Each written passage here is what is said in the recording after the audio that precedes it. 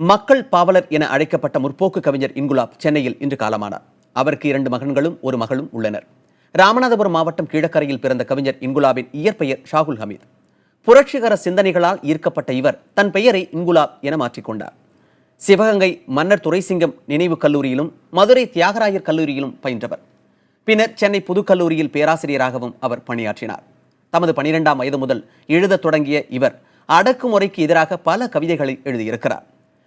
கவிதைகள் மட்டுமல்லாது அவர் நாடகங்கள் மற்றும் கட்டுரைகளும் எழுதியுள்ளவுடன் சிறந்த சொற்பொழிவாளராகவும் திகழ்ந்தார்.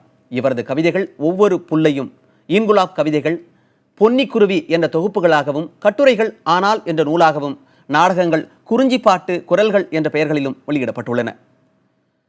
துப்பாக்கிகள் பூவாலிகள் அவரது சிறந்த படைப்பாக கருதப்படுகிறது. இன்குலாபின் உடல் செங்கல்பட்டு அரசு மருத்துவமனை கல்லூரிக்கு தானமாக வழங்கப்படும் என அவரது மகள் ஆமீனா பர்வீன் தெரிவித்துள்ளார்.